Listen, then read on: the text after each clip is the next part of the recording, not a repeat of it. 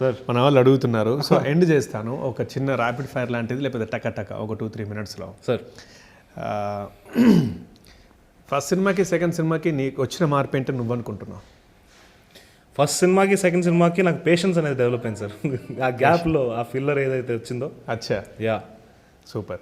సెట్స్లో మీ సెట్స్లో ఇప్పుడు మొగ్లీలో ఎక్కువ నవ్వించింది ఎవరు? ఎక్కువ నవ్వించింది sir Harsha sir. Viva Harsha. Yeah Harsha. So ఎవరైనా ఓకే అంటారు. యా అంత నవ్వించారా? యాక్చువల్లీ మీ బబ్లీ అంటే మీరు బంటి అంటే గుర్తుకొచ్చింది. ఇన్స్టాలో ఎప్పుడు కూడా వైరల్ అవుతుంది. ఓడి అమ్మ బంటే. అదేమన్నా సినిమాలో ఉందా?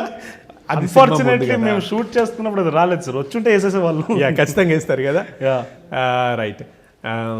మీ డ్రీమ్ రోల్? డ్రీమ్ రోల్ అంటూ అలాంటిది ఏం లేదు సార్. బట్ ఈ మధ్య ఎందుకు యాక్షన్ డ్రామా పైన ఎక్కువ కనబడుతుంది.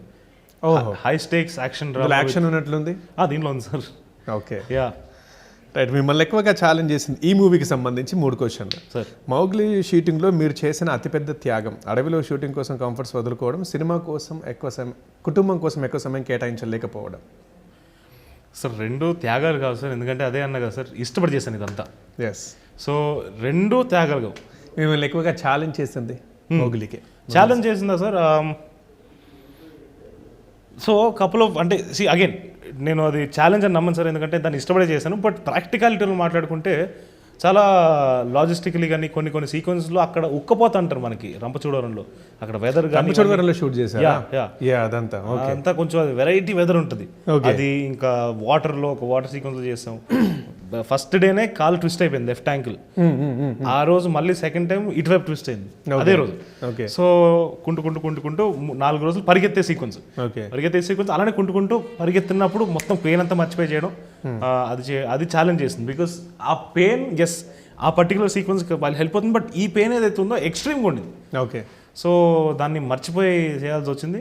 దాని తర్వాత మళ్ళీ ఇమీడియట్గా వితౌట్ బ్రేక్ వాటర్ ఫైట్ వర్షంలో మొదలైంది. అప్పుడు ఫీవర్ మొదలైపోయింది.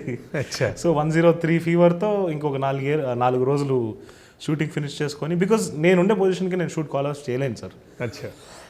చాలామంది యాక్టర్స్, చాలామంది టెక్నీషియన్స్ అందరినీ ఒక దగ్గర తీసుకొని వచ్చి అవుట్డోర్లో పెట్టినప్పుడు there is a lot of responsibility on my part. నాకు ఏమైనా కూడా నా షూట్ పూర్తి చేసుకుని వెళ్ళాలి. ఓకే. సో అది చేసుకునే వెళ్ళాను. I'm proud of my self for that. Right. మంచి బాగా మాట్లాడావు Roshan.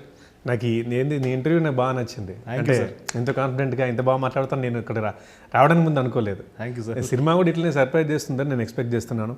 All the best and thank you best sir. Of luck. Thank you so much. అమ్మని నన్ను అడిగినట్టు చెప్పి తప్పకుండా సార్, తప్పకుండా.